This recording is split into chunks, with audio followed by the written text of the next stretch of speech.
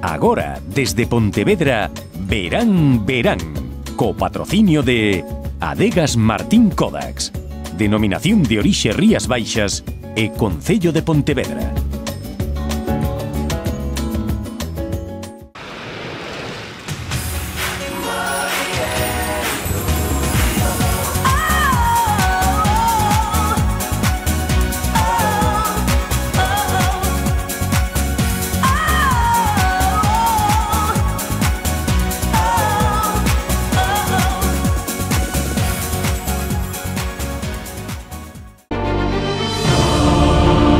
Tempo de descanso, de desfrute, de praia e sol, de lecer, ou, o que o mesmo chegou, o tempo de verán, verán. O programa co que cada semana de xullo e agosto lles contamos o que acontece na nosa rexión, nos povos e cidades. Este ano temos novo anfitrión, porque estaremos en Pontevedra, porque queremos que a coñezan, queremos invitarlles a vir, que descubran o seu casco histórico e monumental e, sobre todo, que a disfruten, que a vivan. Dende as súas prazas e rúas, desenvolveremos o noso traballo técnico e xornalístico para conseguir que este verán sexa diferente.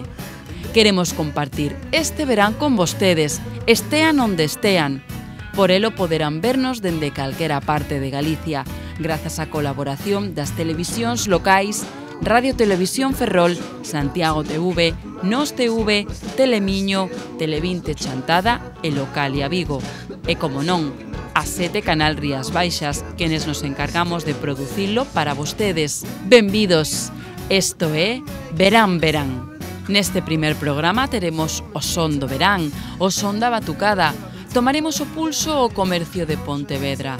Falaremos do divino e do humano con Xavier Fortes e escoitaremos a música de Miguel Alonso. Se París era unha festa, Pontevedra tamén nos será todo o verán, por mor dunha completa programación cultural e festiva que prolongarase ata ben entrado o mes de setembro e que comezou cas celebracións de Boa Vila Pride. Nela estivo o noso compañeiro Fernando García, moi ben acompañado, por certo, e con axuda, parece, que de novas incorporacións ao programa. Reyes. Aquí a coronación deixoute fina, vamos. Sí, no, xa vexo, xa que mal. Bueno, pues eso, Reyes, moitísimas grazas. Sí, aquí estamos un saúdo. Estamos encantadísimas de estar en Verán, Verán. En Verán, Verán. Que no boba, Verán, non? Verán. Ah, de sol, verán, playa. Oh, que maravilla. Rubia, pobre. Bueno, pois eso, pois benvidos ao programa Verán, Verán. Encántanos traballar agora en este programa, xa quedamos fijas. Efectivamente, Reyes. Aquí con unha polla, pero ¿no? vamos a ver. Uy, ay, que bochorno, que bochorno. Esta cara sona, Ay, que mal. Reyes, perdona, pero aquí estas dúas que acaban de actuar agora mesmo, como chama o voso grupo? Somos as Supremas. As Supremas de Móstoles. Bueno, non, neste caso as Supremas Galegas somos de Lugo. Podemos definirnos como as Supremas de Lugo en tal caso, ou de Galicia. De roubar micrófonos actuamos por aí. Bueno, eu devolvo o voso. Moitas grazas. Eu quedome co meu micro. Reyes, xa vedes que aquí en Pontevedra, en Boa Vila Pride, temos un ambientazo nunca mellor dito, verdad? Sí, un ambientazo que vai a ver o resto da noite. Moito. Ambientazo moito. De Pontevedra. De Pontevedra. Polas 4 esquinas. Polas Boa Vila Pride, de Pontevedra. Venga, Reyes, seguimos a noite.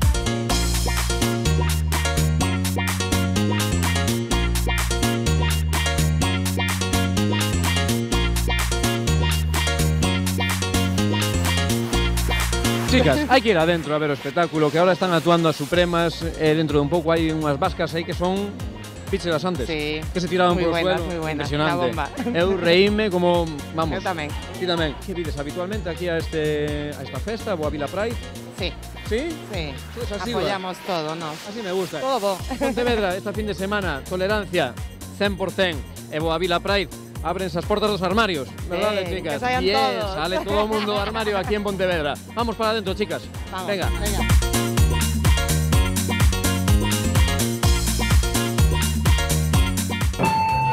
Uy, parece que llaman a la puerta. Bueno, será cualquiera. Es que a mí no me gusta nada que vengan las visitas sin avisar antes. Entonces, ya... Bueno, parece que insiste. Voy a probar a ver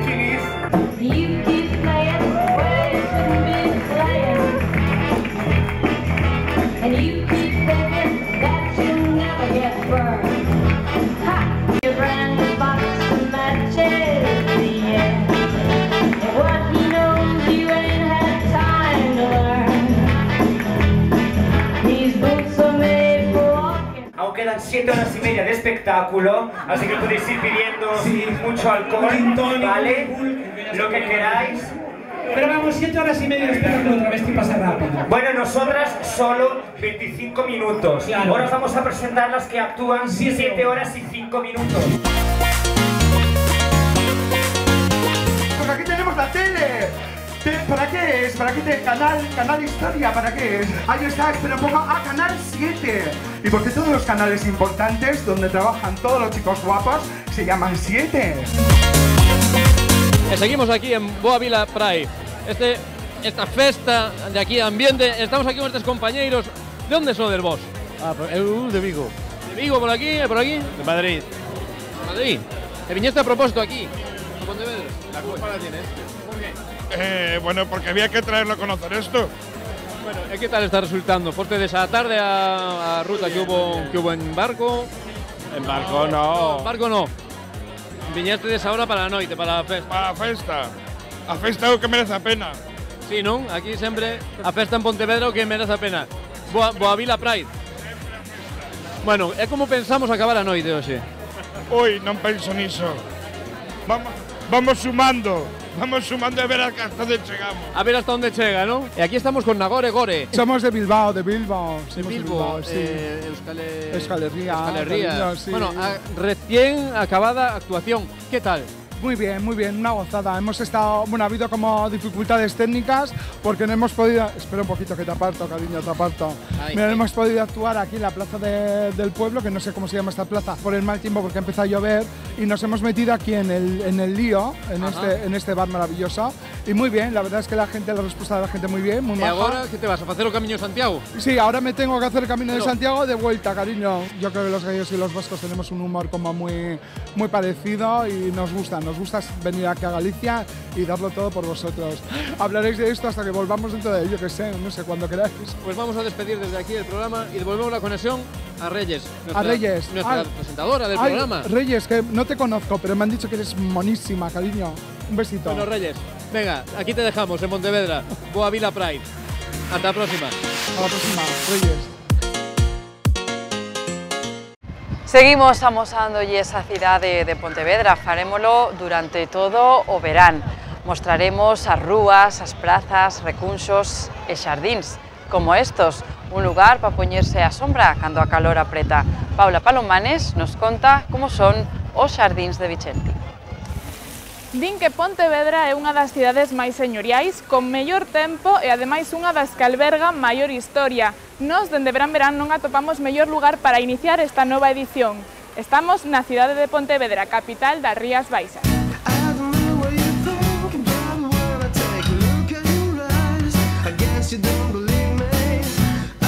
Atopámonos aquí nos xardíns de Vicente moi pretiño da Alameda de Pontevedra, un dos espazos verdes máis concurridos da cidade e punto de encontro e de reunión para todos os pontevedreses e pontevedresas. Paseando por aquí polos xardíns de Vicente atopámonos a este grupo de rapaces que están aquí tocando, ensaiando un pouquiño ca guitarra, non, Iván? Sí, bueno, venir aquí es un toque diferente, cambia bastante la monotonía de lo que sería ensayar en casa. Aparte estás con los amigos y bueno, a ver, por el tema de componer y todo eso, yo siempre creo que es mejor un sitio más natural, ¿no? No sé, siempre encerrado ahí en la misma caja como podía ser un piso, no sé, no te da ideas. Entón nos tocas un pouquiño aquí.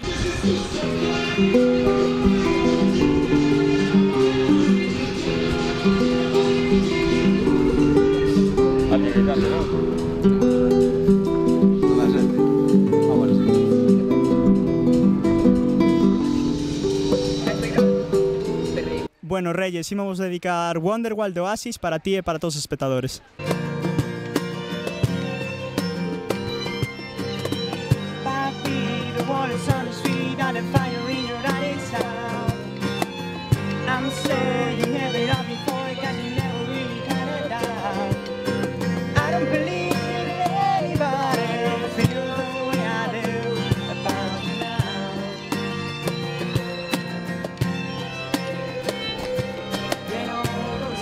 Co palco da música de Pontevedra as miñas espaldas, onde se van a celebrar este verán un montón de concertos, poñemos o punto final a esta pequena reportaxe da que esperamos disfrutasen tanto como a nós E vos, sobre todo, vos invitamos a coñecer Pontevedra.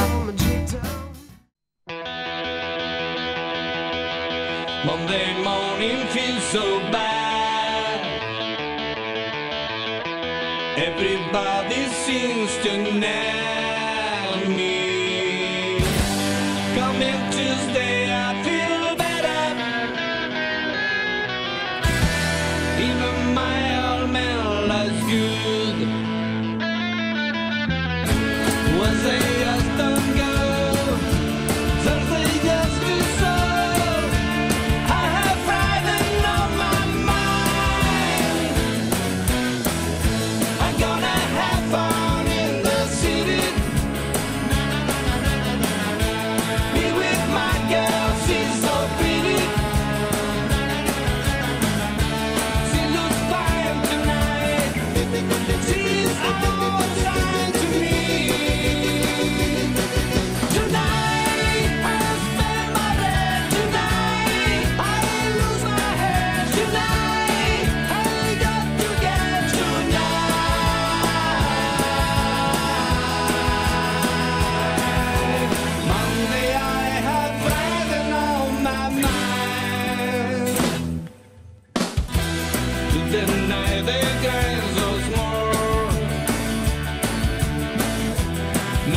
Nothing else that bores me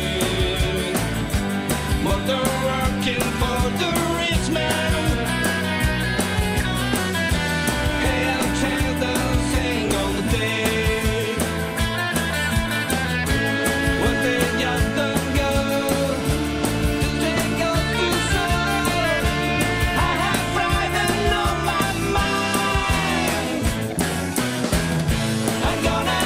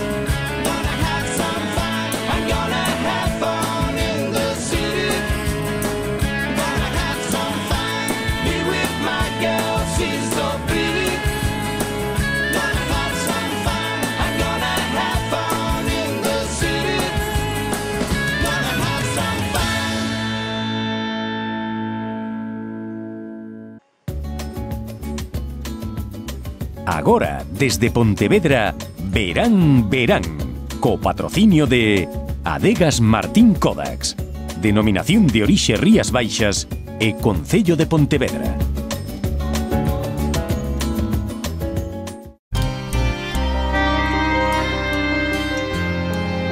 As Rías Baixas.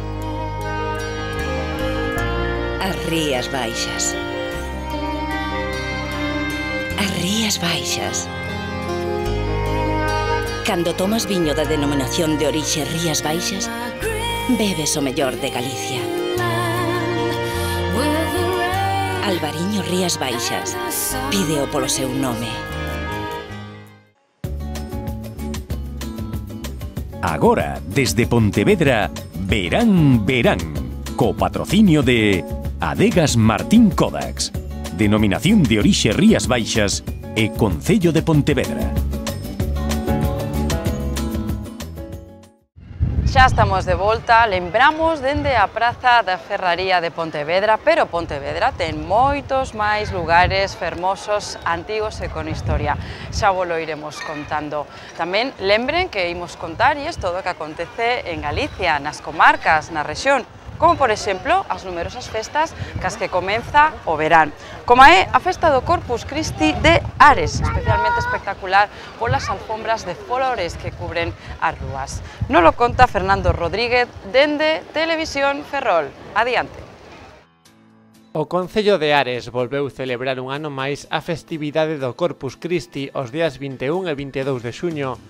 Esta celebración, declarada Festa de Galicia de interese turístico na provincia da Coruña pola Xunta, tivo como principais protagonistas as alfombras florais, un mes de traballo realizado coas mans para confeccionar o manto floral, que cubriu as rúas de Ares ao longo dun 1,5 km aproximadamente, en honra a Xesús sacramentado.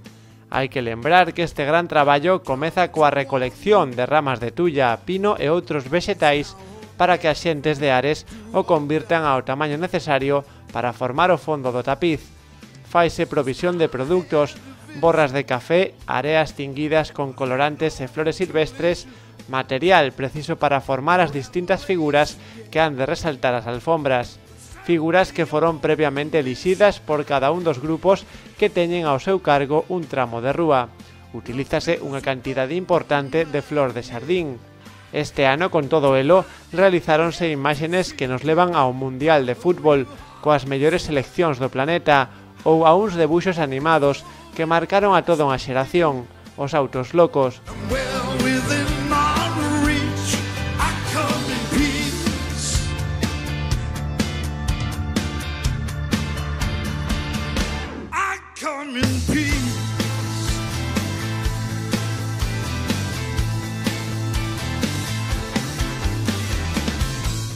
As xentes dos povos próximos participan nun gran número e con entusiasmo nas labores da súa confección e son multitude os que veñen a ver como se fan. Unha das cousas que máis lle sorprende é admirar e ver como os anxos do ceo baixan en forma de nenos moi pequenos, bótanse ao chan e proporcionan unha axuda de moito valor, colocando a flor cunha habilidade digna de alabanza, sen cansancio, pois os seus músculos son tenros e flexibles. Ademais do Concello de Ares, nesta histórica festividade colaboran a Deputación da Coruña, os veciños, os establecementos da vila e todos aqueles que dunha forma ou doutra contribúen a que Ares celebre esta festa co resplandor que a caracteriza.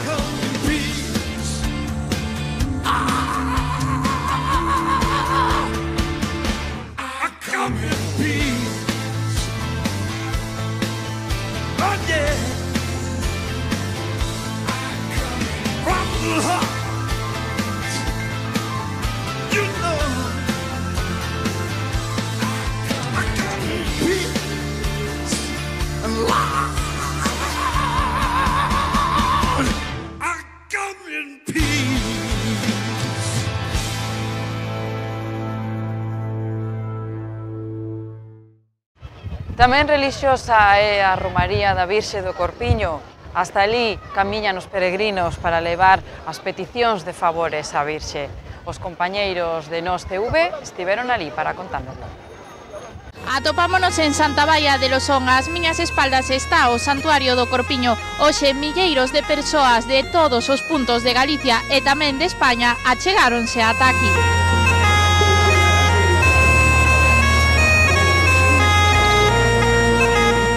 O Santuario do Corpiño ten a orixe no lugar onde a Virxe se lle apareceu a uns pequenos pastores no medio dunha gran tormenta cando se estaban resguardando nun establo. Contanos un pouquiño a historia deste santuario, de onde provén o nome.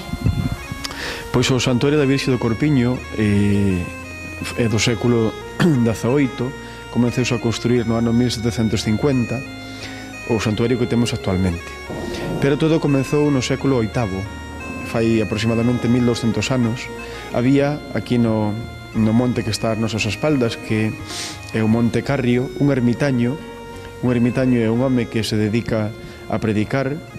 Habitualmente predicaba sobre a Virxe, tiñalle moita fe a Virxe, predicaba sobre a Virxe, e, bueno, pois a xente tiño como un home santo.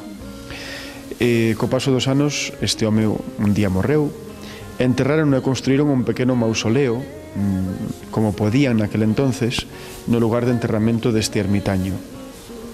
Co paso do tempo, este lugar de enterramento quedou no olvido, non se sabía o que era. Bueno, é importante ter en conta un dato, que era un home de baixa estatura, un home pequeno. A xente viña onde o enterraron en peregrinación, e dícenos a tradición que houve varios milagres ocurridos ao chegar ao lugar de enterramento deste ermitaño. Pero, como digo, co paso do tempo isto quedou perdido, non se sabía o que era, e a maleza apoderouse deste lugar.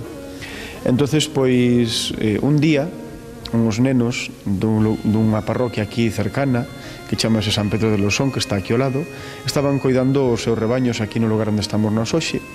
Nese momento empezou a chover fortemente, caían tamén relámpagos, entonces foron a refuxiarse o que naquel momento pois atoparon máis cercano.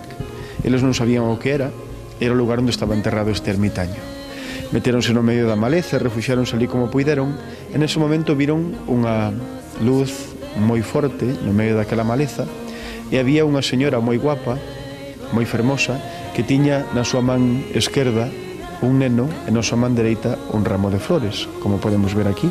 Na súa man esquerda un neno e na súa man dereita un ramo de flores. Esta señora, que despois souberon que era a Virxe María, apareceuse hasta o 24 de xuño do ano seguinte. O 24 de xuño foi a última aparición. Por eso, a festa da Virxe do Corpiño se celebra o 24 de xuño. Pero ainda nos queda saber por que se chama do Corpiño. Pois moi sinxelo. O ermitaño, dixenvos antes que era un home de estatura pequena. En galego, corpo pequeno, decimos corpiño. Entonces, a Virxe que se apareceu encima do corpiño, que estaba incorrupto, é dicir, non se había descomposto, que se apareceu encima do corpiño do ermitaño. Por iso se chama a Virxe do Corpiño. Supoñemos que hoxe en día o corpiño deste ermitaño está enterrado pois nos cementos deste santuario.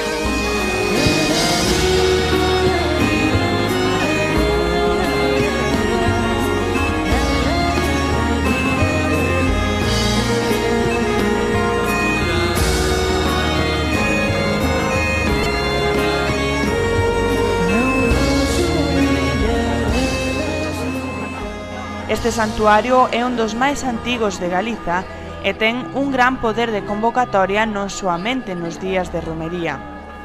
De todo Galicia, sí, tamén de toda España.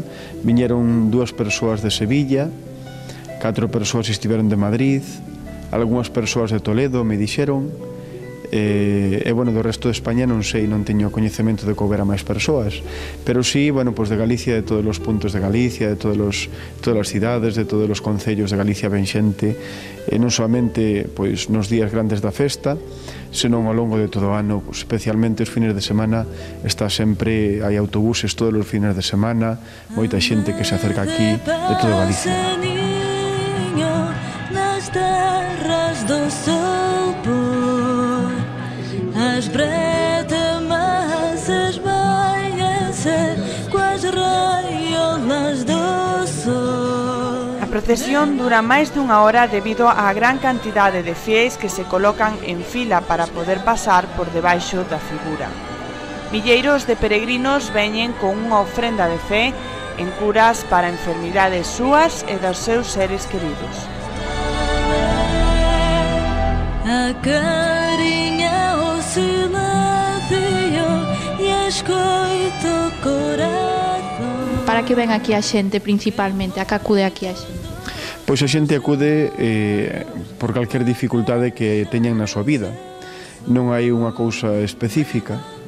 Sempre que acudimos ou que temos un problema, acudimos especialmente a nosa nai. Cando os fillos temos unha dificultade, acercámonos a mamá, que é a que nos cuida, a que nos entende, a que nos protexe dunha forma especial, verdad? E a Virxe, pois igual, cando temos un problema, pois acudimos a ela. Eu creo que está últimamente, sobre todo, está aumentando moito a xente que ven pedindo pola curación de enfermidades do cancro, que é unha enfermidade pois moi común en todas as nosas parroquias, que por desgracia se leva cada ano pois das nosas parroquias, dos veciños, centos e millares de veciños de toda Galicia, de toda España, de todo o mundo, en definitiva. E pois ven moitísima xente pois a pedir por familiares que teñen con esa enfermidade, e, bueno, en definitiva, por todos os males que poden afectar a calquer persoa.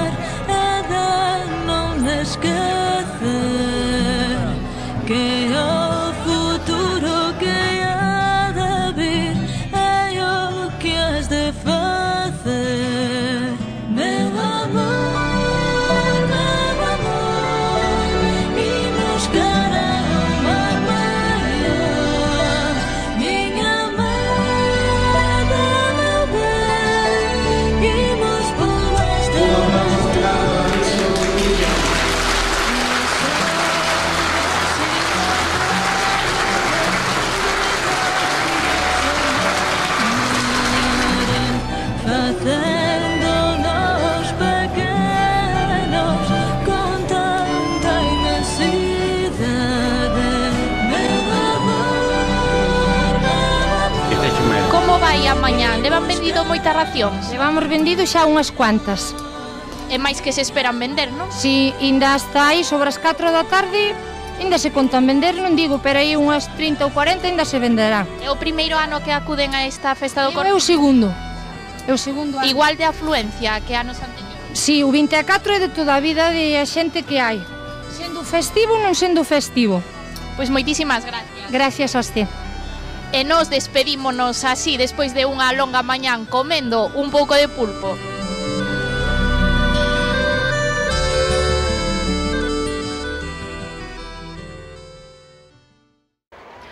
Pontevedra é arte, é cultura, é gastronomía, pero tamén é un importante centro comercial. Aquí atopamos locais de todas as características comerciais, gastronómicos, empresariais.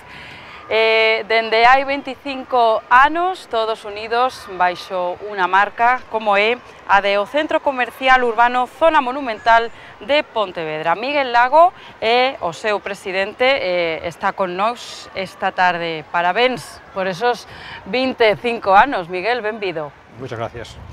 Vos estades desde o comenzo xunto a Ernesto Filgueira. Que balance facedes dende a asociación deste carto de século? E, sobre todo, que lembran deses primeiros anos? Bueno, pues tendríamos que irnos a los 25 años de por qué se formó este Centro Comercial Urbano. Antes era una asociación, Centro Comercial Urbano, es que cuando tuvimos un apoyo de la Xunta para profesionalizarnos. En principio, ¿por qué se unen una serie de empresarios y deciden unirse? No cabe duda que entonces surge porque hubo un problema. La zona monumental era un lugar de trapicheo y de consumo de droga. Y aparte no solo eso, era el lugar donde aparcaban gratuitamente todo el mundo los coches. Entonces veíamos que el deterioro de la zona monumental cada vez iba más, era un lugar marginal. Entonces fue cuando decidimos unirnos y presionar a los políticos para que decidieran a favor de lo que estamos viendo. Entón, viño todo xunto, non? A unión do comercio, tamén a remodelación do centro urbano, non? Sí, no cabe duda que hubo una serie de características que influyeron, que una fue pues el cambio totalmente de urbanismo, la peatonalización, el quitar los coches del medio de la ciudad, el aparcamiento de 24 horas de un coche, porque sí, gratuito, y otro fue la pérdida, digamos, la moda de la droga, de la heroína, del consumo de heroína que cayó. Eso también fue fundamental para que esa marginalidad desapareciese y aparte de las presiones policiales y políticas, pues hizo que Pontevedra esté como esté. Eu que levo tan só 2 anos en Galicia, non recoñezo esa Pontevedra da que me falas, Miguel. Non recoñezo nada, nada, porque non vin nada diso no centro de Pontevedra. Aquella Pontevedra era horrible, vamos a ver, nada aconsejable para la adolescencia. Yo que, bueno, teníamos unos años y la frase ir a pillar algo es alguien que quería ir a comprar droga. Es decir, vamos a la zona es ir a pillar droga. Es decir, eso en ningún momento. Ahora si vamos a la zona, pues vamos a comprar, vamos a pasear, vamos a divertirnos, vamos de terraceo, vamos a pasarlo bien, una palabra. Entón, a vosa labor non só foi de buscar argumentos para vender, para gañar máis cartos, foi tamén unha maneira de cambiar a cidade e, sobre todo, de dar un mellor servizo aos cidadáns. Claro, es decir, no cabe duda que lo que teníamos es que adaptarnos a los tiempos modernos.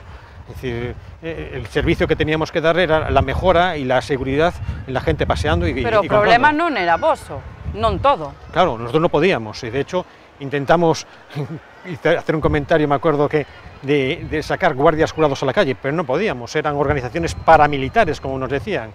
Entonces dijimos, no, la intención no es esa, la intención es sacar lo que había, es decir, el problema grave de consumo y trapicheo. Despois de 25 anos, cal é agora o problema? Vamos a ver, ¿cuál es el cal problema? é agora o objetivo da asociación? ¿Cuál es el problema que tenemos en el objetivo? A pesar de que ser la ciudad de Galicia con más centro histórico civil, que tenemos más de 600 unidades inmobiliarias, que casi no es nada, es decir, somos el de mayor tamaño, el problema que nos encontramos es que solo tenemos alrededor de 1.300 habitantes en ella. Entonces lo que había que intentar es que fuera más habitada. Es decir, no, esto es un lujo, porque estamos en el centro de Pontevedra como si fuésemos chalés adosados, pero no damos aún con el rejuvenecimiento de la población y que esto vuelva a darse valor a lo que es vivir aquí. Cales son as características do comercio e da hostelería, ¿no? Porque Sí. engloba todo, comercio, hostelería, empresa. Cales son as características dese tecido empresarial aquí en Pontevedra? Vamos a ver, cuando vamos a un centro comercial periférico de fuera, pues tú te sueles encontrar pues el hipermercado de turno, las franquicias, de las cadenas de ropa, más de electrodomésticos, más en la parte de arriba, pues normalmente hostelería. Si eso cogemos y lo ponemos todo en una planta, pues sería lo que es la zona monumental de Pontevedra y alrededores. Aquí tenemos nuestros hipermercados, nuestro hipermercado y nuestros centros comerciales de alimentación. Tenemos nuestras tiendas de ropa y franquicias. De hecho, el centro urbano está pegado a lo que es Benito Corval, que hay una continuidad y además una nueva peatonalización de Benito Corval. Y tenemos hostelería, pero una hostelería de un nivel tremendo en la zona monumental. Hai aínda comercio tradicional? Sí, hay un comercio todavía de encanto. Hay alguna farmacia. Comercio de encanto. Exactamente. Eso. Hay alguna farmacia y algún comercio que son dignos de ver y de fotografiar, de un montón de años, del siglo XIX, que aún están pues, sus descendientes al frente de ello. A farmacia. Hay una farmacia, hay comercio de ropa, hay una droguería La Moderna, increíblemente pues que no están... La Moderna. Sí. Esos nombres tan de... non sei, de que ano é? Lembra? Principios del siglo XX. Fíjate, principios do século XX. Pero son dignos de ver, de fotografiar, porque es algo que no encuentras. Es que aquí se mezcla lo que es comercio, hostelería, cultura, patrimonio, porque no cabe duda ¿Conserva fachada? ¿Conserva exterior? Sí, claro, no, vamos a ver. Hubo un plan especial de protección en la zona antigua que es obligatorio el respeto a la fachada, es decir, la fachada no puedes modificarla, es decir, también es un inconveniente para el propietario, porque si el propietario le va a costar más que a otro que hacer su rehabilitación en otro lado de la ciudad. Pero terá axudas. Bueno, ese es otro problema, apúntalo, se me olvidó la vez anterior. Ayudas, es decir, eso a veces no se entiende. ¿Por qué hay que ayudar? Pues claro, si yo tengo mis inconvenientes y soy propietario de esto y tengo que darle valor, porque no es solo lo mío, doy valor a la ciudad, porque si vienen a Pontevedra es por ver la zona monumental. Aquí no tenemos un Guggenheim, aquí tenemos una cosa maravillosa que es la zona monumental, que en el Temos un Guggenheim, pero non hai que pagar un ticket para entrar, ¿eh? Ya, bueno, tenemos unos museos muy bonitos, pero bueno, yo me refería a esa arquitectura, ¿no? Pero tenemos algo de valor. Es una ciudad que en el siglo XVI hasta el siglo XVI era la más habitada de toda Galicia, con lo cual su centro histórico es del mayor tamaño. No somos los mejores en el tema religioso, de acuerdo, aquí no hay una catedral, pero sí en el tema civil. Es decir, esto es digno de ver. Yo invitaría a todo el mundo a que viniera a Pontevedra. ¿Por qué tenemos que mercar en Pontevedra? A ver. Véndenos. Ti que sabes. Vamos a ver, mira, primero... Vende. Primero, porque esto es un placer venir aquí. Es decir, si tú te encuentras a gusto donde estás, y en estos momentos un centro comercial urbano, es decir, el centro histórico de Pontevedra, donde se puede ver niños jugando, pontevedreses disfrutando de su ciudad, exactamente. Y cuando vas a otro centro, exactamente, cuando vas a otro centro histórico, lo que encuentras que es todo como si fuera un museo, vas allí, entras y vuelves. No, aquí te apetece estar, te apetece volver. Entonces, si de paso andas, caminas, ves comercios, compras, te tomas un pinchito y una caña. Si quieres, pues te quedas un vinito de tarde, una copita de noche. Es decir, Pontevedra es un placer.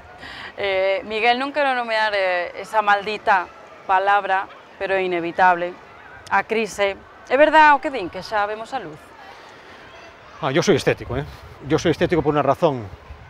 Porque de acuerdo que hoy acabamos de oír que los números de paro pues están descendiendo, eso es un buen dato. Por ejemplo. Claro, pero el comercio exterior va bien, pero lo que es el consumo interno no tira. ¿Pero por qué no tira? Porque la población no está creciendo, a pesar de que Pontevedra es la única ciudad en Galicia que está creciendo. Por algo será. La zona monumental supongo que tendrá que ver. Pero los salarios son menores. Si multiplicamos el número de habitantes que van en descenso, es decir, por lo que se gana, que cada vez menos, porque algunos están en el paro, un montón en el paro, y a eso incrementamos el pánico de las personas, que su intención es el ahorro, no el consumo, pues eso hace que no se mueva el dinero y que estemos en la situación que estemos. Es decir, é que, aínda que haxa traballo, as persoas o que tenden é a agardar os cartos. Claro, ¿no? Es normal. A forrar. Claro. Después de una crisis no viene una época de expansión rápida, no. Esto, el crecimiento es lento. ¿Por qué? Porque hay miedo. Cal é a túa previsión, Miguel? ¿En cuanto a qué? A crise. La salida, a fin da crise. La salida lenta. Y esto va por incentivar el consumo interno. Si los políticos actuales no se dan cuenta que incrementando los impuestos, incrementando los impuestos y la austeridad, lo que hacen es salvar sus números, pero no los números de la gente del pueblo, porque para eso lo que tienes que hacer es darle más dinero, es decir, no te quito impuestos, es decir, te quito impuestos, ¿para qué? Para tener más dinero para el consumo. Si haces eso, me consumen en mi establecimiento, en los otros, incremento el número de empleo, incremento ventas, una palabra, creamos riqueza. Miguel, cal sería a situación do comercio en Pontevedra se non se formara a asociación hai 25 anos? Hombre, no puedo ser, no es difícil valorar qué sería sin. Hombre, no cabe duda que el tejido empresarial lo notaría. Seríamos otra ciudad más de Galicia con un centro histórico bonito, simplemente, pero no habría vida empresarial. Miguel, gusta o vino? O viño? Claro que sí. O viño da terra? Sí, claro que me gusta. O mellor. E as cereixas? Tamén. É que non teño cereixas, pero teño vino. Tamén. Cale? Aí tes. Eu convídolle. Como no, a más de dónde? Por Pontevedra e por todo o comercio, por supuesto. La sede de la denominación de origen Rías Baixas está en Pontevedra, en la Plaza Mogartegui. Hombre! ¿Y cómo no vamos a defender este vino? E ali iremos tamén, non creas. Este vino hai que defenderlo a muerte. Miguel, moitísimas grazas. Con este viño tamén imos coñecer que pasou en Belesar na feira do viño e da cereixa.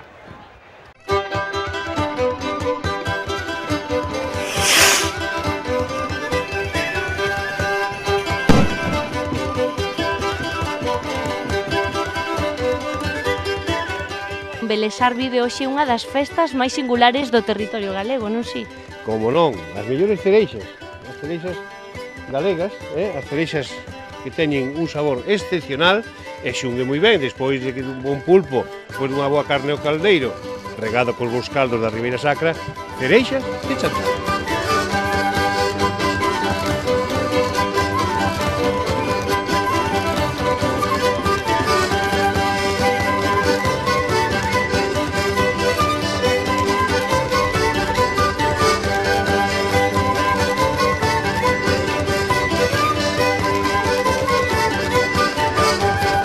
Feira pequeniña, que crece ano a ano, pero que é unha feira que de alguma maneira é a esencia da Ribeira Sacra. É dicir, povos ao pé do río, viñedo, cereixa, feiras que intentan de alguma maneira mostrar o que é a Ribeira Sacra.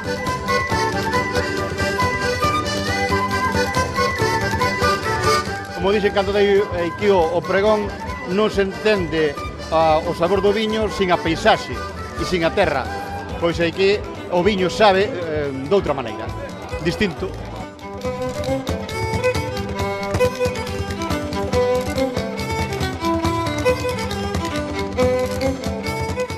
Hai parte de pulpo, hai churrasco, carne ao caldeiro, e brochetas, e temos de todo hoxe un pouco.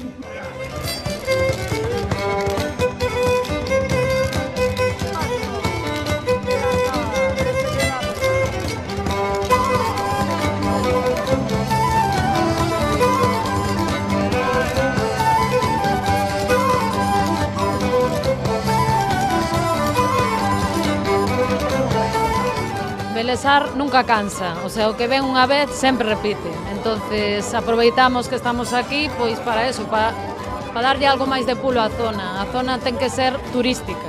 O sea, en Galicia non hai outro sitio igual. Entonces o que queremos é que sigan vindo, que a conozcan e que aproveiten estes viños que son únicos tamén, e as cereixas e un poquinho de todo.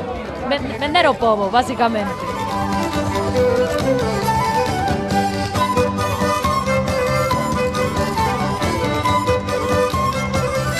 A conclusión é que o viño de Belesar e as cereixas son o mellor do mundo. Non admiten comparanza, e canto máis lo probas máis che sabe. Galicia, hai que ver a Galicia interior. Saludos. Por toda a xente que queira chegarse hasta Belesar, que non deixe de vir. E que non deixe de vir ningún ano, porque isto merece a pena. Nos levamos 8 anos seguidos.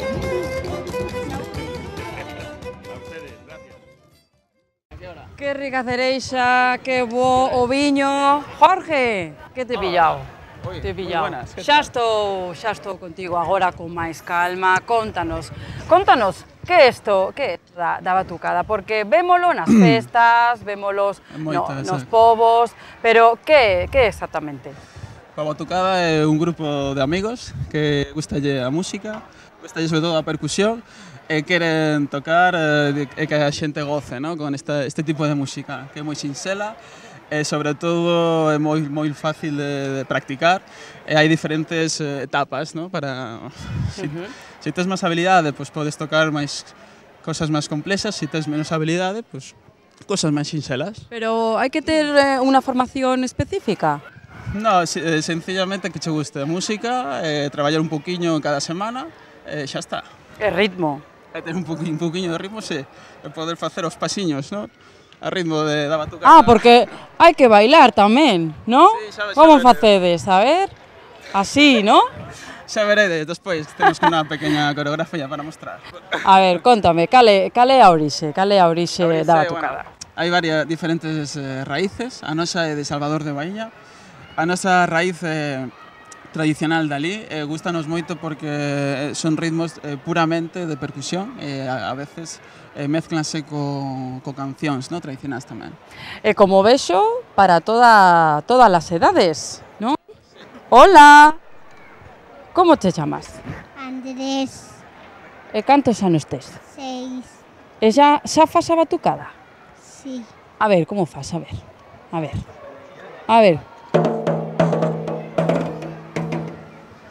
Bueno, moi ben. A ver, eu podo practicar. A ver. Onde? Que me deixa? E que fago? A ver, propoñerme un ritmo. Veña, bum bum. É moi fácil, moi doado. Veña, dalle.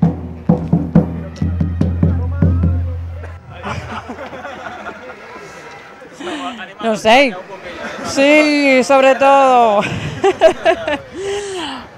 Toma, mellor imos deixar as persoas que saben. Jorge, moitísimas grazas por estar con nós neste primeiro programa da tempada. Vos deixamos, queremos escoitaros, así que... non hemos dicho nada do nome. Como chamáis? Chamades o Lodum do Collo. Olodum do Collo. Olodum do Collo. Conta que é. Olodum é un tipo de ritmo que é a nosa orixe Do collo, a similitude de pedras de canto rodado nos ríos. Entonces somos un grupo de ritmo tradicional con moita forza. Batucada o lodum do collo. Vamos. Non? Adiante.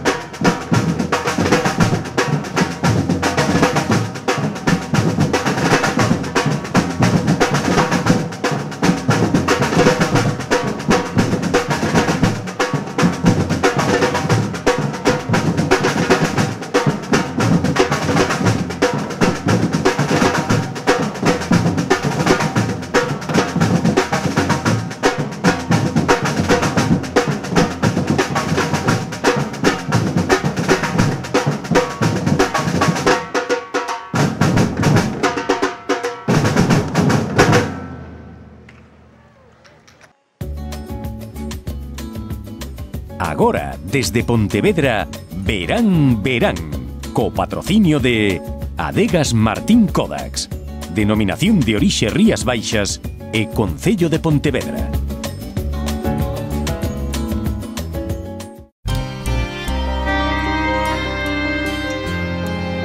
As Rías Baixas.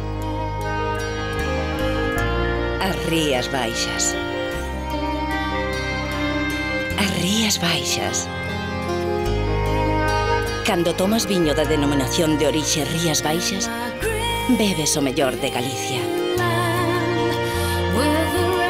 Albariño Rías Baixas, pídeo polo seu nome.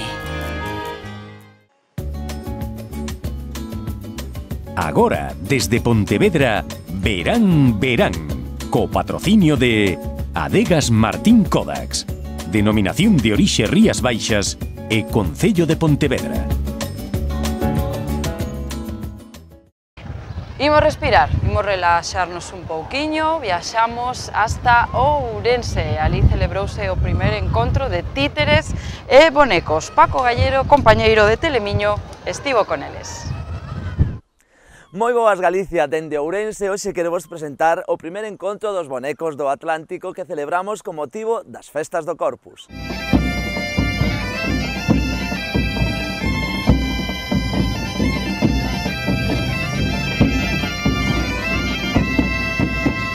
Boquiñas estaba buscando entre tanta festa e tanto barullo o día de hoxe a Manuel Freire porque quería que nos dera unha explicación para todos os nosos telespectadores de Telemiño este tema, confusión de Batalla das Flores, concentración dos muñecos do Atlántico, por que este ano é así? A ver, este ano dábase unha circunstancia especial que era que facíamos aquí o encontro de xigantes e cabezudos. Entonces, vamos a ver, é como se fora unha Batalla de Flores temática, un pouco diferente en relación ás outras veces, pero iso que o público saiba que non é que deixemos de facer a Batalla de Flores. O sea, isto non vai a sustituir a Non, Batalla para de nada, en absoluto. Iso foi, pois, alguén que de alguna maneira, pois, xa dixo eso. Non se han cargado a Batalla de Flores. En ningún momento o Concello pensou en eliminar a Batalla de Flores ni nada. O que pasa que este ano se daba unha circunstancia que xa veis, xuntamos en Ourense un montón de xigantes e entonces decidimos facer un desfile de outra maneira. Vale, pero vamos a ver, xa veis que van carrozas sí. e unha Batalla de Flores solo que ensinar flores de outro xeito. Bueno, ahora encontrome aquí con Xaime López, organizador do desfile este de Xigantes e Cabezudos, primeira vez en Ourense. Bueno, aquí xa ultimando xa estes últimos apañiños e a punto de sair, co cal... Cantos muñecos hai? Pois hai ao redor de uns 60-70 bonecos, entre xigantes e cabezudos, papamoscas, etc. Hai carrozas, gaiteiros, bombos... Un desfile único. Te estaba buscando, boas tardes. Hola, boas tardes. Xeches os manecos todos, non? Sí. Canto tempo dedicaches a todo isto? Pois dediquei moito tempo, Moito tempo. Difícil? Bueno, se se sabe, non. Pero vivíchero con ganas, entusiasmo. Sí. E agora abrindes aquí o desfile. Abrimos o desfile. Que te parece cos velocíclopes? Sí, cíclopes veloces. Veloces, moi ben. Bueno, por deixo vos que arranquedes e que salga todo moi ben, vale? Dios, que nervios. Gracias. E o primer desfile de Xigantes a Cabezudos acaba de comenzar. Espero que lles guste. ¡Hala! Veña, pasa yo ben!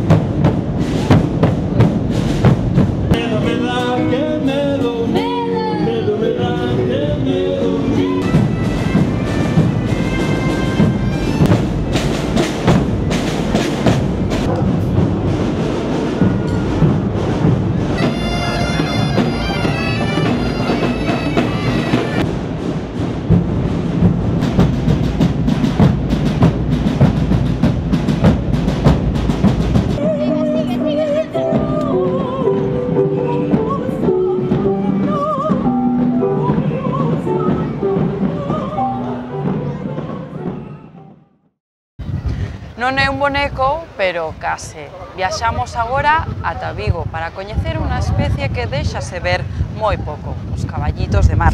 Nosos compañeiros de Local a Vigo estiveron no Museo do Caballito de Mar.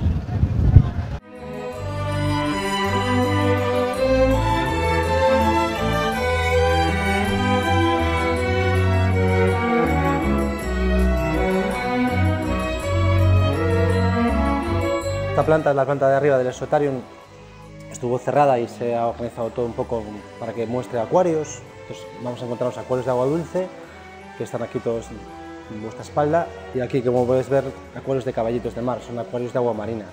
Tenemos dos especies de caballitos de mar y un acuario que tiene un pulpo. Estos que veis aquí son caballitos de mar australianos, es una especie exótica, no está en nuestras costas, y los de acuario central son caballitos de mar autóctonos, el Hippocampus gutulatus.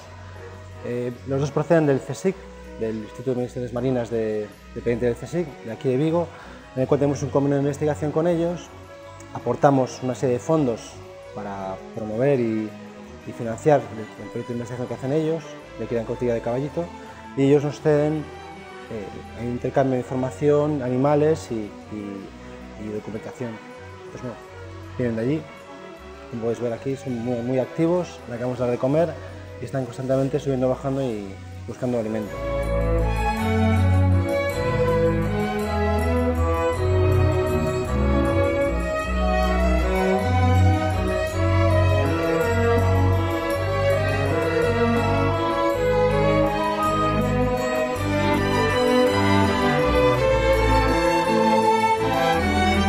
Son animales que viven en cautividad, abajo los recintos que tienen son mucho más pequeños, por lo tanto la adaptación es cero, están perfectamente adaptados. El primer día que los trajimos se desplazan por el acuario de arriba abajo, normalmente son bastante más tranquilos, si no tienen comida pues se quedan posados en el fondo o apoyados, como veis, en la cola, enganchados en algún soporte, y ahí se pasan bastantes horas, ¿no? Le damos de comer unas 3 veces al día y en ese momento es cuando se puede ver un poco más de actividad.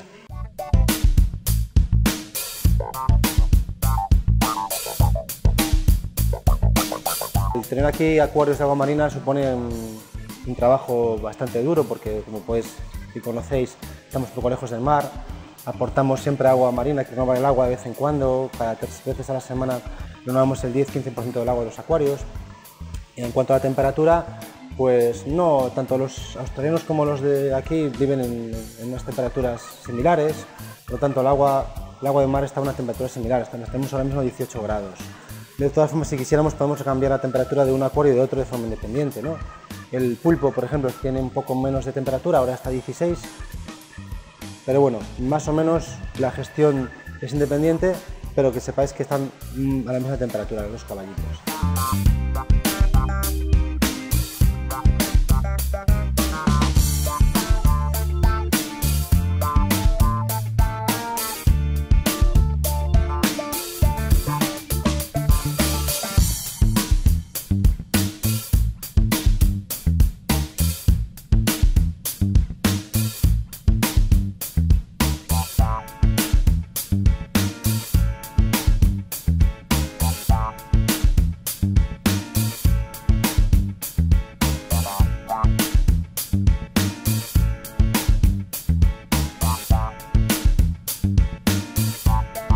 Pulpo ya todos lo conocéis de otra manera, ¿no? Pero este procede del acuario de A Coruña, que lo han cedido, y es un animal de comportamientos más bien nocturnos, por lo tanto de día es fácil encontrarlo siempre oculto. Él mueve, tenemos 2 o 3 zonas para que se puedan ocultar, las mueve a su antojo.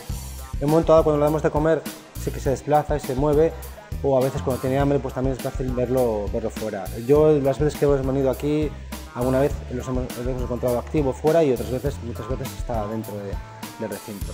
Es un animal pues, que su estrategia, su forma de defenderse es estar siempre oculto en huecos de las rocas y por lo tanto moverse muy poquito.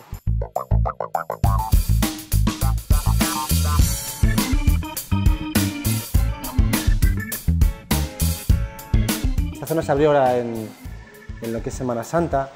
Y entonces la gente ya accede a esta sala, le llaman la atención los caballitos, la zona de acuarios, y como está también anexo a la zona de mariposario, pues es una sala nueva que llevamos bastante tiempo cerrada y la gente, hombre, responde bien, le gusta, le llama la atención. Es una instalación que se ve bastante rápido, tenemos un vídeo un poco educativo en el que se divulgan pues, lo que os he contado yo del programa de investigación, y la gente es verdad que pasa, da una vuelta y se queda con la imagen. La sala está pensada para que la gente se sienta aquí y esté un ratito viendo el comportamiento de los caballitos, se pase sus 5 o 10 minutos observando en los bancos, observando un poco el comportamiento. Con un ruido de fondo, es una sala bastante relajante para estar. Después de la visita exterior, pues esto es una buena recomendación, acabar la visita en esta planta, por ejemplo. Relajas y sales ya con otra idea.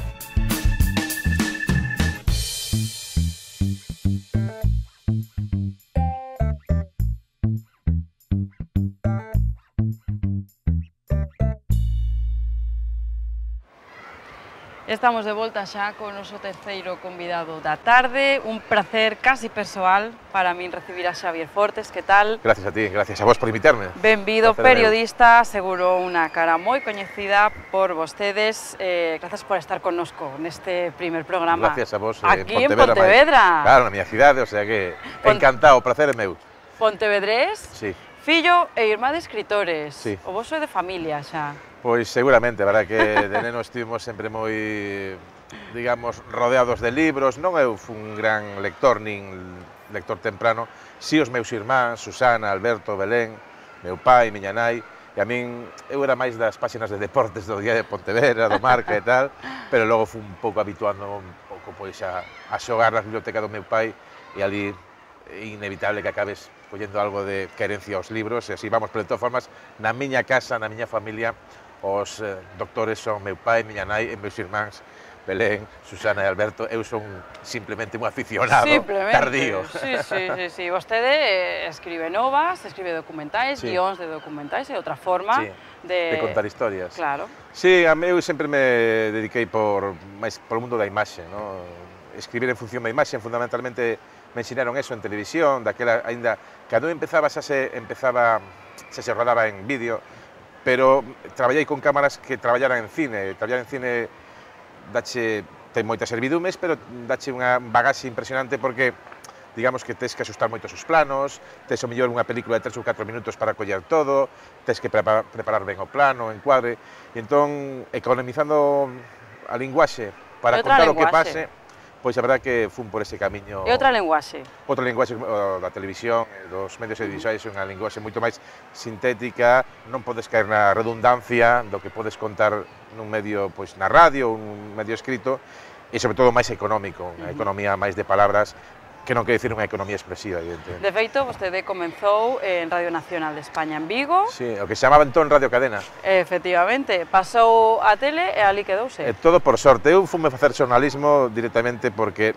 nin siquiera porque fora un espectador que eu era de Lugrán, senón que por 18 anos, a miña familia de letras, como xa contaba antes, non había facultade de xornalismo aquí, a única opción era irse a Madrid, e a mí con 18 anos o que me gustaba irme a Madrid. Entón, collín xornalismo. Os 3 anos daquela o plan de estudios eran 5 anos, no terceiro empecé a facer prácticas, que era cando a mitad de carreira xa faz prácticas, e tuve a sorte de ir a Radio Nacional, tocoume en Radio Cadena daquela, e o corresponsal da Radio Cadena en Pontevedra deixa oco, fame un contrato a min, e logo o de televisión, que era o de Radio Nacional, o de Radio Cadena, tamén deixa seu posto, entón collín Radio Nacional e depois Televisión Española xa empecé. Fixeron un contrato. Hai 26 anos deso, o sea, que xa hai un pacto de tempo. Daquela había contratos. Que lembra desos anos? Primeiro, o meu mestre de xornalista, Marcelo Otero, que desgraciadamente morreu o ano pasado, que nos enseñou a moitos dos que empezábamos, que éramos rapaces, a mirar as cousas con un pouco de distancia. A min gustaba moito a información deportiva e con 22 anos, 23 anos, pois ves con ganas de este entrenador non tiene ni idea, este presidente é un inútil, e ele nos decía, xa había as cousas, non son a veces como parecen, un pouco máis de calma. Por lo tanto, as ensinanzas de Marcelo Otero. E en cuanto a imaxe, fundamentalmente traballar con Manuel Yáñez, que é o decano dos reporteros gráficos en Galicia, na zona sur, e traballaba cunha cámara de 16 milímetros en cine, e el foi o que me enseñou a importancia da imaxe, de economizar os planos, pero, por lo tanto, prepararlos ben, e contar historias, ser expresivo en función da imaxe en coa que contas. Entón, con todo eso, fun eu, digamos que ampliando a miña bagaxe neste, como te digo, 24 anos en Televisión Española, máis 2 en Radio Nacional, xa máis dun cuarto de século, que cada vez que o penso xa son bastantes anos, bastante tempo. A verdade é que a televisión atrapa, non? Sí, me engancha un medio moi directo. Atrapa calquera que aprobe. Que te vou decir a ti? Pero cada un é distinto. Digamos que o xornalismo escrito é a base, é dicir, é como o atletismo. Os deportes todos beben, excepto a natación, digamos, todos os deportes beben do atletismo. Todos os medios xornalísticos beben do periodismo escrito. Escrito, eso é a base, fundamental, manexar ben o idioma, a linguaxe. A radio ten unha inmediatez que sigue sendo insuperable, e a ventaxa da televisión é que mistura dous códigos tan potentes como é a palabra e a imaxe. E a min o que me gusta, por eso conto historias en función da imaxe. O que me enseñaron os primeiros anos, me acordo moito, era cando empezaban as primeiras operacións Nécora. Eu, de feito, empecé un 6 de xuño do 90 e ao cabo dun mes é a primeira operación Nécora con Baltasar Garzón, a primeira aventura para Telediario, que daquela presentaba Jesús Hermida, foi unha imaxe que logo foi icónica, que foi Josefa Charlín rompéndonos a cámara cunha pedrada, botándonos os cans. Eu daquela iba moito por aquela zona e salín en máis dun sitio por pernas, en máis dun lugar por pernas. E así aprendemos. Empezou nun lugar moi perigoso, Sí, de feito, había xente que non... Unha temática... Sí, pero claro, eu tiña daquela, estamos falando no ano 90, pois tiña 24 anos, xa levaba un ano e medio facendo radio, pero aquelo foi tremendo, porque ali se xogaba o tipo, que era complicado, aqueles anos foron complicados, para min serveme de moitísima experiencia. Aquelo recordo con certo cariño a pesar das experiencias duras que pasamos naqueles anos, sí. Despois dunos anos na televisión galega. Sí, Española en Galicia, no centro territorial. Española en Galicia, chegou a hora de marchar a Madrid. Sí, foi un ano maravilloso. Só un ano. Sí, tremendo, porque costa de falar porque ainda o sinto como algo propio, non? Eu estaba de director, eu levaba xa 12 anos presentando informativo territorial, Fran Llorente viña de las dos noticias, no cambio que hubo en televisión, pois é nomeado por Cafarel, logo por Luis Fernández, director de informativos, e a mí me nomea, ao cabo de 2 anos, director en Galicia, levo aquí 5 anos, e un día Vicente Vallés vaixe para Antena 3, porque Roberto Arce se fora a 4, e entón me dice, oye, Xavi, que van bien os informativos de Galicia, tú quieres hacer esto e tal. Claro, cando che din facer La Noche en 24 horas, que era o programa predilecto, onde xuntas, misturas todos os xéneros, a información, a interpretación, a análise, o debate, a entrevista, todo xunto. Ne tan siquiera o telediario das 3. Son distintos, vamos a ver, o telediario das 3, que presentaba antes Ana Blanco, e o das 9, que presentaba Lorenzo Milán na miña época, e despois Pepa Bueno, son os informativos, son noticiarios, son indiscutible en cuanto a audiencia, calidad, prestixio, seguimiento e capacidade de influencia, pero La Noche en 24 horas, te digo, era pola noite xa de forma reposada, analizar toda a actualidade, con un punto transgresor, que sempre lle dábamos, e un punto irónico, misturando xéneros, interpretando máis que contando, eso, vamos, é unha delicia. Eu disfrutei nun ano, para min será o mellor programa que fixen e que farei na miña vida, tiven o mellor equipo posible, e ademais o podo dicir agora, porque como non me escoita, ainda che queda moito que facer, seguro que non sona a dar cova, pero tive un equipo que caí nun equipo que era maravilloso, non? E entón ese ano foi tremendo. Eu creo, decías ti que me poden caer máis cousas, seguro, o galla que me toca alguna cousa, pero como eso é imposible, porque ese era un programa perfecto. E que pasou, Xavier? Bueno, pasa que nos llevamos moi ben, de audiencia, de crítica... Porque además, vostede anunciou en Twitter que se acabou, acaban de palabras... Sí, un venres, en plena agostidade, que diría Forges, pois eu xa tiña algunha idea de que o programa iba moi ben, pero hubiera un cambio na dirección, ¿no? Lógicamente, había un cambio de goberno, na anterior lei da televisión pública, o nomeamento da estrutura xerárquica tiña que ser consensuada, co cual se blindaba de alguna forma a independencia, eso se eliminou nunha votación no Congreso dos Diputados, co cual o goberno, o partido que o sustenta, xa podía elixir a todos os cargos. Unha vez que así, eu empecé a pensar que a cousa non iba a ir ben, porque te chegan cousas, evidentemente. Nos seguimos coa mesma liña, porque nós, cando chegamos a facer La Noche en 24 horas, era a última etapa do PSOE, analizando a situación de que pasaba no país, evidentemente, pois o PSOE e o goberno non lle gustaría o que estábamos a contar. E cando chegou o PP, pois tampouco o PP lle gustaría o que estábamos a contar, pero así a vida. Nos non quixemos cambiar o rexistro, cando fixemos con un, facémonos con outro, a mí me daba a impresión de que nos iban a cesar, e un día, un venres a 7 da tarde, me chaman e me din que non sigo, que lo siento, que lo he hecho moi bien e tal, pero foi cando colguei o que diciste en Twitter, eso de que acaban de cesar, pero por lo menos siempre podemos decir que non chela aquel año. Digo eso porque a vostede comunicaronlle que non seguía, pero, sin embargo, nas redes sociais dicían que era vostede quen renunciou. No, bueno, e ahora alguén nos dixo, no, en general, a máis eu dixen tan claramente porque nos decía, me acaban de comunicar, ¿no? Claro. No, eu creo que a xente entendeu que era cesado, máis saleu así publicado, ¿no? Hasta en El País, que foi a primeira vez que me vi unha foto en El País. Como unha represalia polo despido de Ana Pastor, pero non foi así. Xente nova, é así. Distinta, a vida é así, eles entenden que querían lle dar outro estilo e están no seu dereito, e a eso obriga. Nada, eu simplemente, claro, me satisfeito do traballo que fixen e moi orgulloso do equipo co que traballei. Eles son os directivos, os novos responsables dos informativos de televisión, e como decía eu habitualmente na noite, cando analizamos algún tema complicado, xudguen vostedes. Efectivamente, eu xugaba, Sí, bueno, nós xugábamos e xogábamos, facíamos as dous cousas o mesmo exercicio.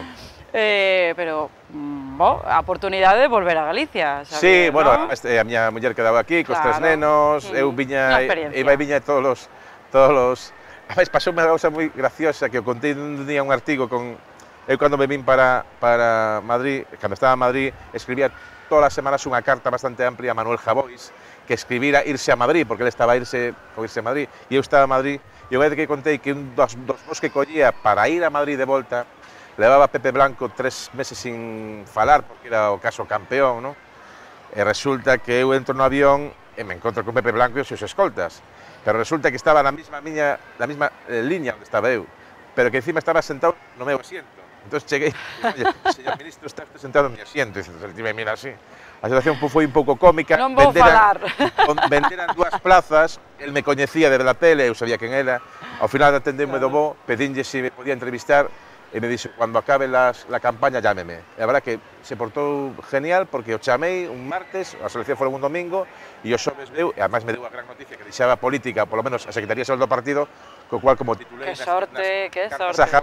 Mi primeira oreja en Madrid, o sea, anuncia a primeira exclusiva en Madrid, e foi por coincidir no mesmo asento co ministro nese momento portavoz do goberno. Onde menos se espera, verdad? Hai sempre aí para contar. Xavier, a situación da profesión de xornalistas é unha das máis prexudicadas pola crise nos derradeiros anos por moitos factores económicos, políticos, tecnológicos, sociais. Hai moitos cambios, non só económicos, non?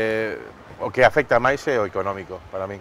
Máis que a revolución tecnolóxica, porque eso sempre nos vamos a adaptar. Levámonos 500 anos adaptando, desde que Gutenberg empezou a xuntar unhas caixas para imprimir, levamos adaptando aos cambios tecnolóxicos. É certo que se produce unha aceleración como fenómeno relacionado coa aceleración da historia, pero sempre os xornalistas nos adaptamos a eso. O que hai unha crise económica que está provocando que moitos compañeros vayan ao paro, que se reduza a oferta informativa, que se reduzan os niveis de control de calidad, e iso realmente é triste e perigoso. E logo se produce outro fenómeno derivado deso, que esa pelexa pola independencia, que digamos, eu sempre defino que, aínda que na facultade non falaban de objetividade e subjetividade, é un debate absolutamente falso. En canto suxeitos todos somos subjetivos, pero hai unha definición, ou polo menos a que eu quero para xornalista, é honesto e independiente. Honesto en que non te hagas trampas a ti mismo, que sabes cando te estás facendo trampas, e que se seas independiente. E esa independencia se está perdendo, e se está vendo nos parámetros que se siguen para coller certo tipo de opinadores de algúns programas. E para min iso é o máis lamentable. Se eso unimos ao despido masivo, a reducción nos salarios, a perda dos traballadores que levan máis bagaxe de anos traballando na profesión, a reducción da oferta informativa, que o vemos nos mesmos quioscos, realmente é un drama para a profesión e, polo tanto, para a sociedade, porque as sociedades son democráticas en función que teñen opinións e informaciones para contar. Dende logo, que hai moitas persoas traballando porque iso non sexa así. Vouche pedir 2 valoracións. A primeira, redes sociais e a súa irrupción, eu atrévome a decir, interrupción no traballo xornalístico. Sí, é unha ferramenta. Vamos a ver, antes de dar unha nova xa está todo o mundo. No, claro, cambia a mecánica de enfrentarte á noticia. O sea, eu creo que os periódicos, xa hai tempo, non de agora, pero ahora se acelera, digamos, as actitudes comunicativas que chamamos a facultad, o fenómeno informativo, ahora máis fenómeno interpretativo. O sea, un xornal, cando aparece a mañán, non ten que ir coa noticia do día, ten que ir coa interpretación do día. Efectivamente. E en ese sentido, as redes sociais, Twitter fundamentalmente, digamos, a democratización das agencias informativas. Cada un pode ter a súa propia agencia de noticias con Twitter, en función dos seguidores que teña. Entón son ferramentas, se saben utilizar, se saben cribar. O problema é que se está producindo tal explosión que podemos chegar a unha atrofia por exceso de canales informativos. E agora o difícil non é atopar unha fonte ou un canle, senón apartar o exceso de ruído, por utilizar un término da nosa profesión, que nos afecta. É dicir, tantas globos sondas, tantas mensajes, tantos SMS, tantos Twitter, tanto Facebook, hai que decantalo un pouco. E iso é función fundamental do xornalista, decantar ese proceso. Insisto, unha ferramenta importantísima para facer información, sobre todo os medios máis inmediatos, pero con un pouco de diapasón. Eu teño ganas de escoitar unha opinión dun profesional como vostede, a opinión que tes dos medios, por chamarlos de alguna maneira, que contan novas que non son certas, como o Mundo Today... Pero vamos a ver, Mundo Today nos referimos ao espacio de la cadena SER. Non, é unha página web. Vale, é que hai un programa que si se sabe que é un programa de coña, que son as noticias del Mundo Today, que fan na cadena SER, que xa todo o mundo sabe que son de broma. Como mesmo, eu que son un gran apasionado da historia, cando vin o programa famoso de Évole, os 2 minutos sabías que eso non era verdad. Entón, parece, o exercicio ese de Jordi de Évole me pareceu genial, absolutamente genial. Os medios que se dedican a propagar mentiras, a última que provocou unha situación de angustia. Non mentiras, son novas, que di que son broma, que... Por exemplo, o tema del famoso Manolo del Bombo, un señor honradísimo, pero moi aficionado, pois de su maneira de ser e tal, que din que levan o bombo droga para tipo unha depresión, bueno, pois eso código penal, o sea, contra o que minte, descaradamente facendo intencionada ou non intencionadamente dano a unha persona, o código penal, o delito de difamación ten moitos anos de recorrido. Se vostede, alguén lle di que vostede ven de, non sei, de Valladolid, ven vostede, non? E que no último viaxe trouxe unha maleta con droga, é dicir, yo me querello e al outro que le demuestre e se non va a la cárcel, ou se non me ten que pagar a mí unha indemnización.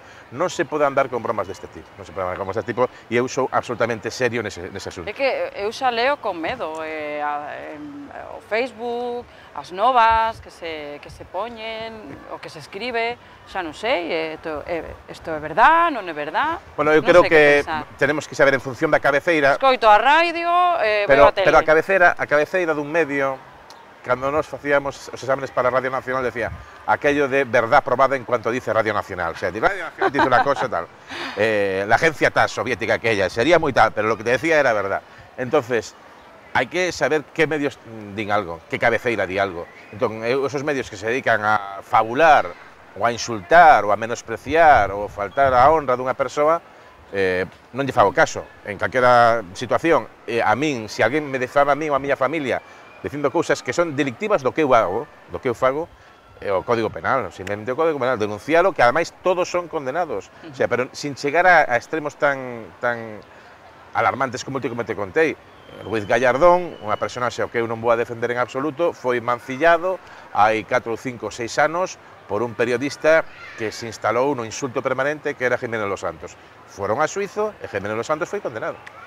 Efectivamente. Así funciona isto e así debe funcionar, eu creo que é a maneira de funcionar, porque claro, a libertad, digamos, é un delito aos cidadáns, pero unha obriga dos profesionais é non mentir, é non insultar ou non atribuir a terceiras persoas delitos. Entonces, se alguén di que ti estás cometendo un delito cando non é verdade, que apliquen o Código Penal, que sexa xulgado e condenado, se é verdade.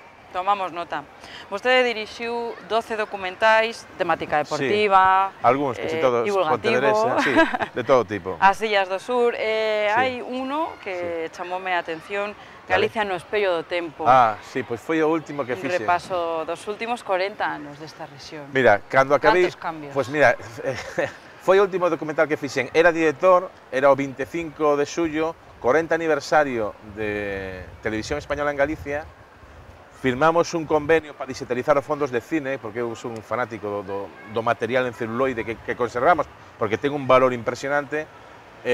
Ao acabar ese documental, que despois de firmar o convenio, o día do 40 aniversario na Cidade da Cultura, Fran Llorente, co director, que era Santiago González, me ofreceu irme a Madrid a sustituir a Fran Llorente. O sea, teño perfectamente claro, porque ao rematar, a sustituir a Vicente Vallés, ao rematar ese documental, foi cando me ofreceron irme en setembro a facer a noche en 24 horas. E é, digamos, Galicia nos pide o tempo porque o espello de Televisión Española. E o tempo son as 4 décadas que pasan dende que o 25 de xullo do 71 se crea a Televisión Española, ¿no? E entón, pois vamos contando esas imaxes que se foron grabando, a diferencia de contar imaxes cando ainda vivía o anterior dictador, estábamos no réxime franquista, cando ven a transición, cando se empeza a utilizar o galego en televisión, que antes está non prohibido legalmente, pero non se podía utilizar. Abandonado, efectivamente. Digamos, o cambio, a evolución que foi experimentando o país a través desas 4 décadas, a través dese espello que son as cámaras de Televisión Española. Remata o tempo, por desgracia, pero... Pero ainda temos tempo para abrir isto, creo, Cal foi, seguro que sí. Cal foi esa imaxe que máis lle impresionou? De que? Do documental, da miña vida? Sí, no, dos 40 anos de Galicia. Televisión Española en Galicia. Sí. Un evento, un acontecemento. Máis que unha imaxe, eu creo que foi un contraste. Contraste da linguaxe que se utilizaba con Franco cando viña a presidir un Consello de Ministros a Meirás, e a imaxe, a linguaxe, o son e o ton de cando empezan a actuar voces ceibes, cando hai manifestacións pro Estatuto, cando Galicia empeza a lutar por ter un autogoberno. Esa transición, ese cambio, ese contraste foi quizáis, digamos, o conxunto de imaxes que máis me sitúan e que definen perfectamente como cambiou a historia do país e cambiou a sociedade. Pois agora si rematou o tempo, xa me riñen, pues, xa me berran. A mí pasaba bastante habitualmente, o sea que tranquila. Moitísimas gracias, Nada, Xavier, por haber estado con nós. Agora traballa no Centro Territorial de Santiago, entón pode ver os peregrinos que achegan, non? Sí, bueno, todos os días pasan por ali diante, todos os días un beso, nada. Darvos as gracias por invitarme, darvos a noraboa por escoller Pontevedra, por vir acá. Sí, por supuesto. Lle digo isto porque imos ver unha reportaxe dos compañeros de Santiago TV que foron a Praza do Obradoiro e ali deron a benvida aos peregrinos. Imos verlo. Grazas. Estamos no verán, iso algo que se nota no ambiente, na calor, nas terrazas e tamén nesta rúa do Vilar, na oficina do peregrino. Longas rileiras temos xa de peregrinos que chegan a Santiago de Compostela e que ano tras ano o camiño de Santiago continúa sendo todo un éxito.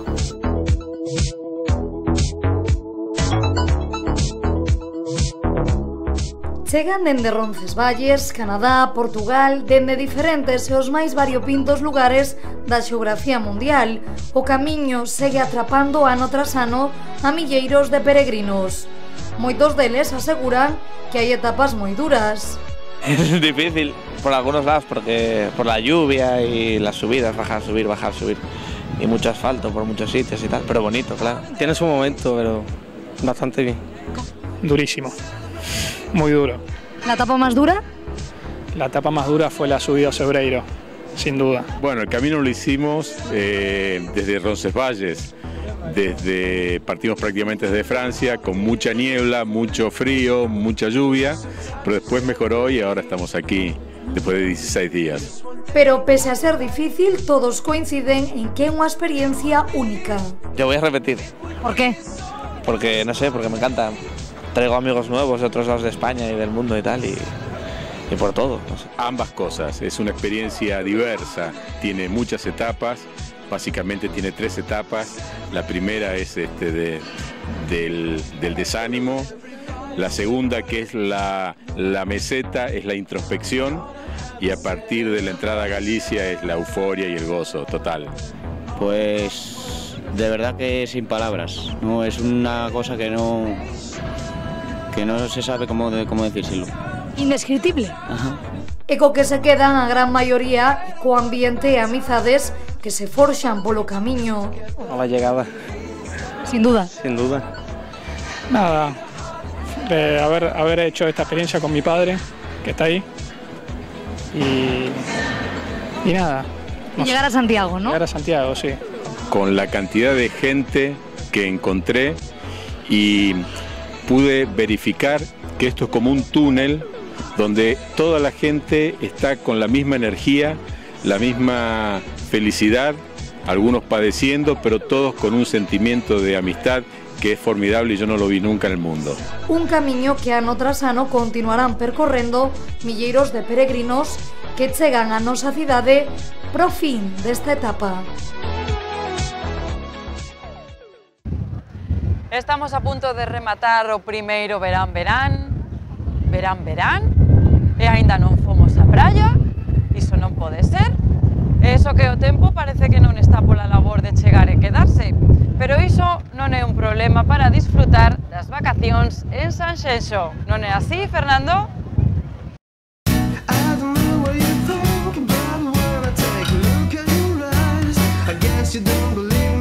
Hola Reyes, aquí estamos en Sanxenxo, na playa de Silgar, e como ben dis, aquí sí que chegou o verán.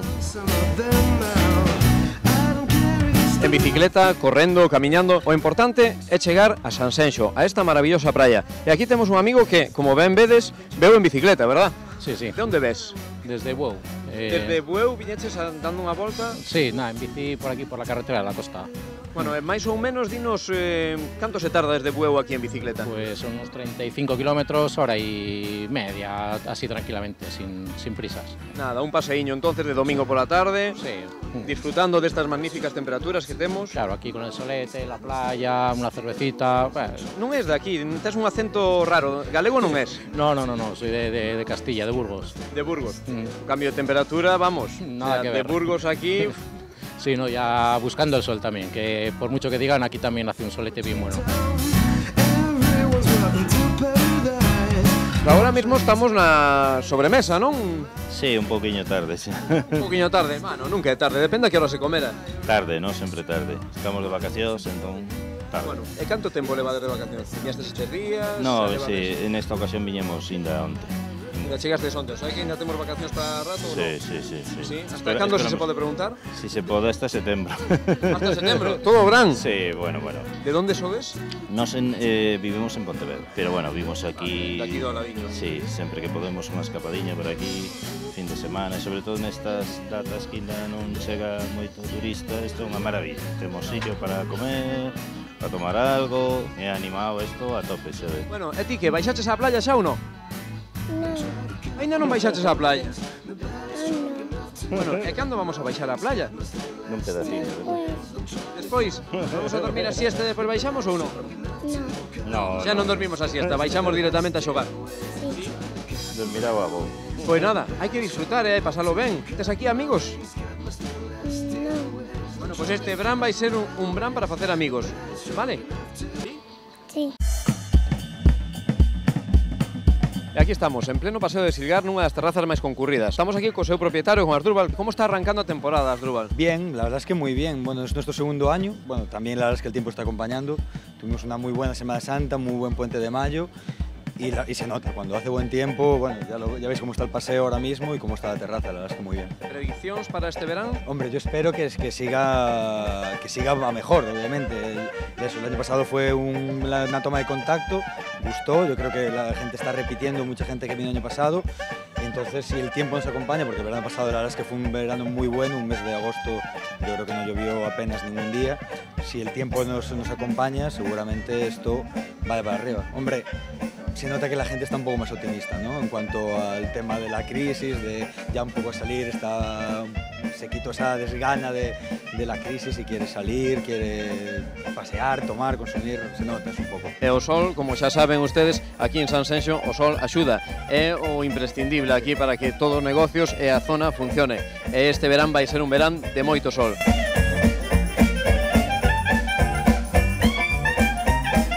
E non só temos turistas de fora, tamén temos xente que ata aquí, ata Sanxenxo, con estes días de calor. Bueno, de onde sodes vos? Contame. Ser somos de aquí de Sanxenxo, lo que pasa é que ahora vivimos en Pollo. O sea, estades aquí ao ladiño. Sí, cerquita. Bueno, aquí viñestes toda a familia a pasar o domingo, non? La familia e la perra. A familia, bueno, é parte da familia tamén, non? Ti, encantada de estar por aquí, non? Que tal? Sí, estalo pasando ben este domingo por la tarde ou non? Sí? Pero non hai que baixar á playa. Bueno, vas moi ben vestida así de domingo para baixar á playa. Baixarás despois a xogar a pelota ou balón ou non? No. E por qué? Porque mi madre non me deja. Mamá, acábanos a túa filla de denunciar que non a deixas baixar á playa. Esto é un pecado, ¿eh? Hoy no tocó playa, hoy no. Hoy fuimos a comer fuera y llegamos tarde, entonces hoy ya no hay playa. Ti non es de aquí? No. ¿De dónde eres ti? Soy de Bélgica. De Bélgica. Sí. Un belga cunha gallega, casado con Claro. Sí me gusta. Eso quiere decir que aquí as galegas tiran, ¿eh? Eso sí. Y ten carácter tamén. Recién subidos da praia, verdade? Bueno, que tal se estaba aí abaixo? Porque eu ainda non pisei a area este ano. Genial. Que tal se estaba, campeón, aí abaixo na praia? Ben, estás cambiando o bañador, claro, e que por eso está detrás do banco. Que ustedes non o saben, pero claro, él está aquí todo poderoso detrás do banco porque non leva bañador. Virás máis días aquí a Praia de Silgar. Moitos, encanto de vir aquí a playa. Un saludo para verán. E dende aquí, dende o paseo da Praia de Silgar, eu despídome. Reyes, agora toca a min ir a disfrutar un pouquiño desta maravillosa praia e das terrazas. Ata logo.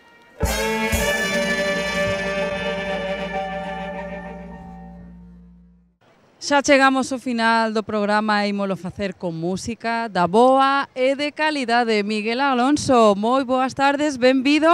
Boas tardes, que tal? Como estás? Moi ben. Benvido a Verán. Como va a ser o verán de Miguel? Bueno, vai ser un verán raro, porque ainda que sacamos disco novo, o disco comezaremos a presentalo en setembro. Estamos aí grabando unha cosa que ainda non podo contar, pero traballaremos moito. Sorpresa, sí. Entón.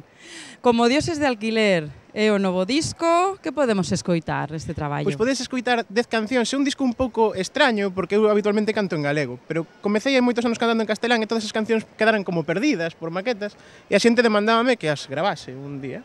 Eu non estaba moi convencido, pero tivemos unha axuda do Injuve, nos metemos a gravar o ano pasado. E por que non? Todas ten dereito, Sí, o que pasa que, bueno, xa non me vía tan reflexado nesas cancións como nas novas, non? Moitos estilos, tamén moitos temas, moitas reflexións túas. Que temática tenemos? Sí, eu penso que a temática sí é a mesma que noutros discos. Hai moita crítica social, hai moita reflexión persoal, moitas historias sobre relacións persoais tamén. Eu penso que é un disco un pouco que segue a temática que fago sempre. E que vamos a escotar? Vamos a escotar o single, que ademais acabamos de gravar o videoclip, que sairá en nada, e chamase No te vas. Pois só nos queda disfrutar da túa música, con ela imos decir ata semana próxima. Con ela, se me permites, Miguel, eu quero dar tamén as grazas a Canal Rías Baixas por confiar no meu traballo, por confiar en tan solo 2 anos de estancia en Galiza, esta rexión que me acolleu, que me recibiu cos brazos abertos e que, ademais, deixa que eu faga o meu traballo, que é facer televisión para todos vostedes. Mellor, un poquinho a veces non tan mellor, pero sempre con moitísimas ganas e con toda a ilusión. Miguel, xa te deixo, moitas grazas. Ata a semana que vene.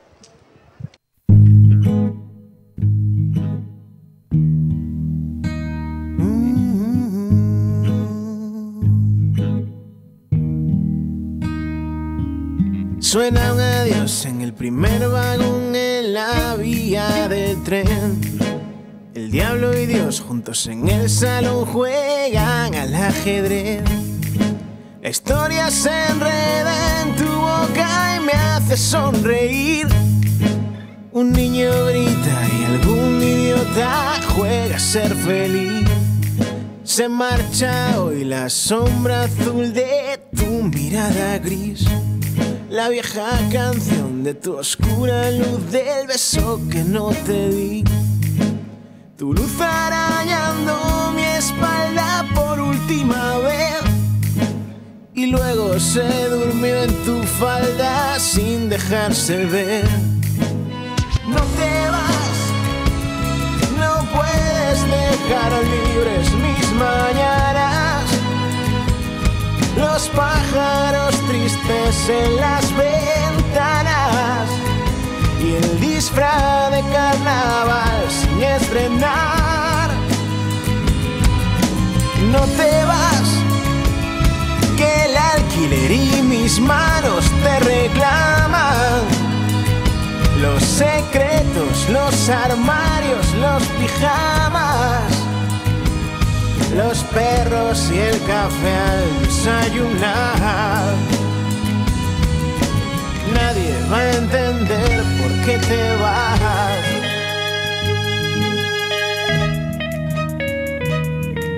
Y hoy viaja en ti la parte de mí que nunca fue real, como un falso dios hecho de carbón y papel de fumar.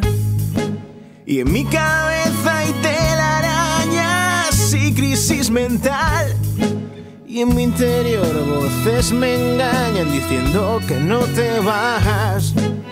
No te vas, no puedes dejar libres mis mañanas.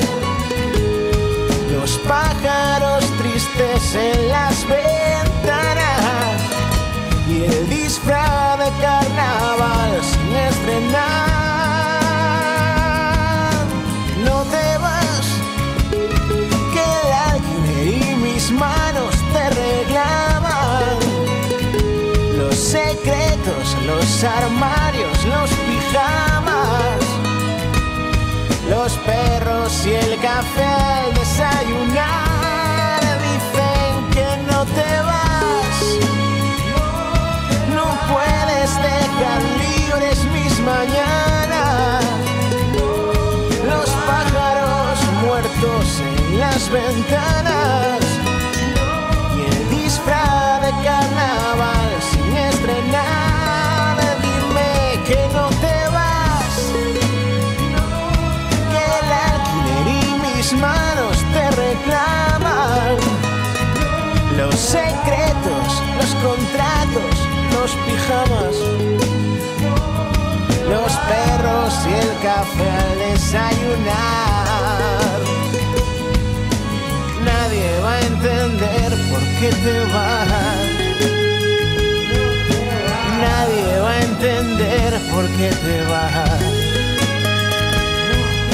Nadie va a entender por qué te vas. Nadie va a entender por qué te vas.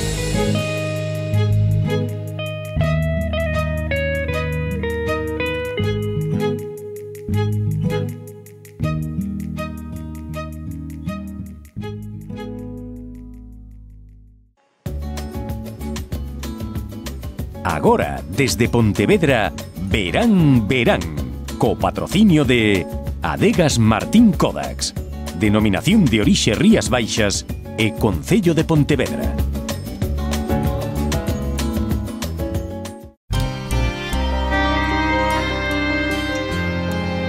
As Rías Baixas. As Rías Baixas. As Rías Baixas. Cando tomas viño da denominación de orixe Rías Baixas, bebes o mellor de Galicia. Albariño Rías Baixas, pídeo polo seu nome.